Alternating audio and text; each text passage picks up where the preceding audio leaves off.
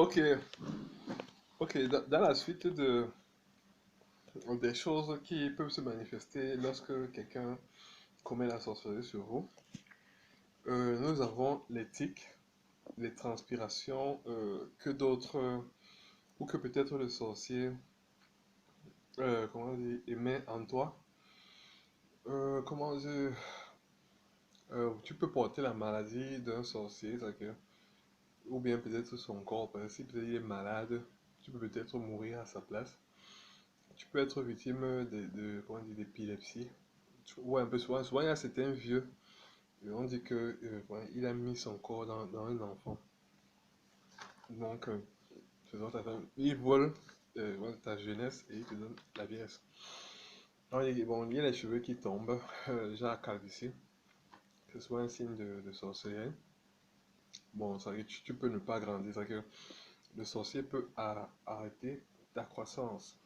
Donc, il peut même t'empêcher de parler ou empêcher peut-être une motricité dans ton corps. Donc, c'est un peu ça. Il y a beaucoup de motricité. Peut-être un œil peut être endommagé, l'oreille, peut-être la sensation. Il y a beaucoup de choses. Donc, on peut arrêter peut-être ou diminuer ton rythme cardiaque. Tu peux ne pas dormir. Tu peux tomber du lit parce que l'homme a des radars. Quand il tombe du lit, c'est très grave.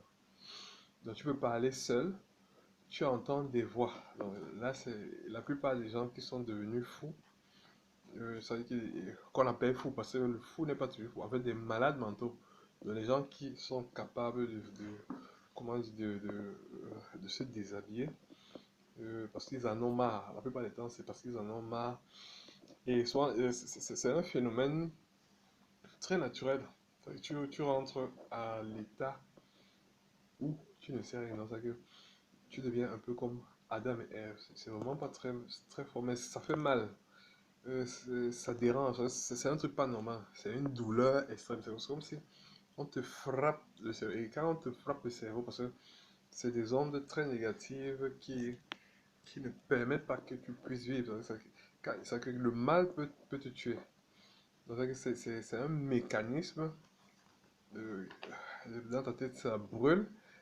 Et tu vas à l'état d'Adam et Ève. Et la plupart des temps, la plupart de ces gens, vraiment, Dieu a mal pour eux et peut être sauvé. Vous voyez comment quelqu'un fait du mal peut-être à votre enfant ou à votre frère ou à votre papa qui devient fou. Mais Dieu, comme il est grand, comment dire, lui, il est à l'état d'Adam et Ève. Et on sait que Adam et Ève étaient nus. Et parce que et Ève étaient nus, ils n'avaient aucun péché. Donc le fou est assimilable à une personne qui ne péchera plus jamais. Donc le fou, c'est quelqu'un qui peut être en train d'aller au paradis. Donc ça, c'est un prodige. Le fou peut être riche, mais ouf, tu le rends fou, il est encore plus riche pour Dieu et il est sauvé. Donc les gens viennent te dire, il y a souvent des gens qui viennent te dire ce que tu dois faire. Donc il faut fuir. Donc souvent on te dit que non, fais ceci, fais cela, fais ceci, fais cela. On t'oblige, alors que mais, tu es peut-être majeur, donc il faut faire attention. Donc peut-être vous êtes un prodige. Donc c'est que les gens s'éloignent de vous, c'est que les amis ne passent plus, c'est que vous allez au quartier. C'est que quelqu'un vous fait du mal, c'est que lui, il vous possède et il possède les gens autour. Donc, c'est qu'il met en des gens un esprit de dénigrement, de dédain, et vous ne comprenez rien. Donc, il entre en des gens et il vous dérange. Donc, tu peux aussi remarquer que tu es possédé quand tu n'as pas ce que tu veux. C'est vrai que ça, c'est aussi des signes de possession. Tu pleures souvent sans raison. Là, c'est d'autres possessions. Donc, quand tu fais quelque chose, il y a aussi souvent, quand tu fais quelque chose, tu sors, et ça veut dire que tu as l'impression que les gens savent ce que tu sais. Donc, ça veut dire que c'est la personne qui possède qui parle en ces gens. Ces gens ne sont souvent pas, ils sont utilisés par ces gens, mais ça peut devenir très mauvais. Parce qu'en les utilisant, quelqu'un peut venir te taper sans raison. Donc les marabouts, comment dire, comment dire, comment dire, souvent certains vont chez les marabouts, mais moi je ne peux pas aller chez le marabout. Comment le marabout résout des problèmes de sorcellerie ou de, comment dire, de vol ou je sais pas quoi. Donc c'est que le marabout possède tout le monde entier en voulant comment dire, savoir les pensées. Et c'est comme ça qu'il sait qui peut être volé dans ta maison, il sait qui peut être a menti dans ta maison, qui a tué. C'est comme ça que le marabout fait. Donc il y a d'autres possessions, peut-être ton zizi ne se lève pas. Donc tu as les pertes de règles. Donc perte d'envie. Perte d'envie sexuelle. C'est-à-dire que Dieu nous a fait incontinents. C'est-à-dire que l'éternel, c'est que nous sommes d'éternels pécheurs, on convoite. Bon, c'est vrai qu'il y a des gens qui arrivent à savoir euh, ce que c'est que le péché et ne convoitent pas. Donc, pouvoir entrer en transe, les épilepsies. Donc, d'autres trucs qui s'observent, c'est, comment dire, des gens qui développent le mauvais œil. Le mauvais œil commence, comment dire, souvent parce que euh, quelqu'un vous a énervé. Donc, ça veut dire que peut-être c'est un malentendu ou je sais pas quoi. Donc, la personne prend ça mal. Peut-être parce que tu lui as parlé fort devant les gens, peut-être parce que tu as pris sa petite amie et ça l'énerve, ça l'énerve. Et toi, tu fais comme si en fait, tu es indifférent.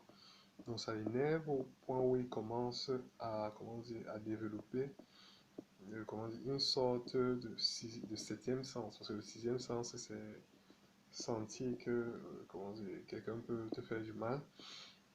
Le septième sens, c'est peut-être moi, peut-être j'ai des yeux. Donc si peut-être il y a un mur, je ne peux pas voir à travers le mur.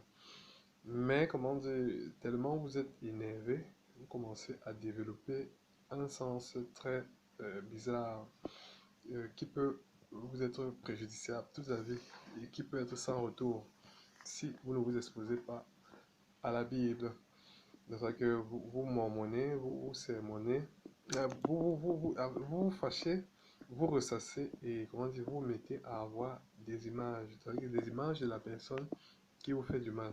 Parce que la plupart du temps, c'est ça. Donc, et après naît la rancœur. Peut-être parce que quand vous le voyez, quand il est bien dans sa vie, du fait que vous soyez jaloux, ou peut-être même pas jaloux, ou bien parce que la personne vous a fait quelque chose, vous voulez lui remettre, parce que beaucoup de gens sont toujours sous le joug de œil pour œil, dent pour dent. Donc, vous voulez lui remettre, et vous voyez que mince, sa vie donne à un niveau, le mauvais œil vous renseigne sur ce qu'il fait. Donc, c'est que vous développez des trucs au-delà de la perception normale. Parce que quand moi j'ai mes yeux, je ne peux que voir le mur. Mais quand si vous commencez à voir à travers le mur, c'est que vous commencez à traiter avec des choses de l'au-delà. Donc là, c'est la première étape. Donc, la première étape du mauvais œil. Donc, comment dire, la deuxième étape, on devient un ange du diable. Donc, on arrive à se déplacer en esprit. Donc, c'est que quand vous voyez la personne bien, vous voulez le posséder maintenant. Donc, en voulant le posséder, lui faire mal physiquement ou en esprit, vous développez une sorte de force qui vous amène à vous déplacer. C'est des forces que vous pouvez développer de façon volontaire ou involontaire. Et on ne sait pas comment ça naît. Mais ça naît de la rancœur, du cœur mauvais et de la ressentance. Parce que quand comment dire, votre cœur est mauvais, vous développez des trucs en esprit. Parce que si votre prière, vous priez, que vous pouvez peut-être prier pour que quelqu'un ait de bonnes choses. C'est des esprits qui font que la personne ait de bonnes choses. Et parce que votre corps est mauvais, vous développez aussi des esprits mauvais qui se déplacent pour qui puissent faire du mal à la personne. C'est tout peut être pensé. Si tu penses que tu peux du bien de quelqu'un et que quelqu'un peut avoir quelque chose de bien, alors il y aura quelque chose de bien. C'est vrai qu'on dit que même en pensée, on pêche. Si tu penses que quelqu'un en pense, si tu penses que quelqu'un est un mal, euh, de moindre importance ou de grande importance, alors cela aussi est possible si tu grandis dans la pensée du mal. Si tu grandis dans la pensée du bien, alors tu fais du bien. C'est un peu ça, donne des esprits, te guide dans tes trucs. Donc, c'est un peu ça. Ok, on va continuer pour une autre étape dans la prochaine vidéo. Donc ce sera l'étape 3, l'étape où on devient le diable.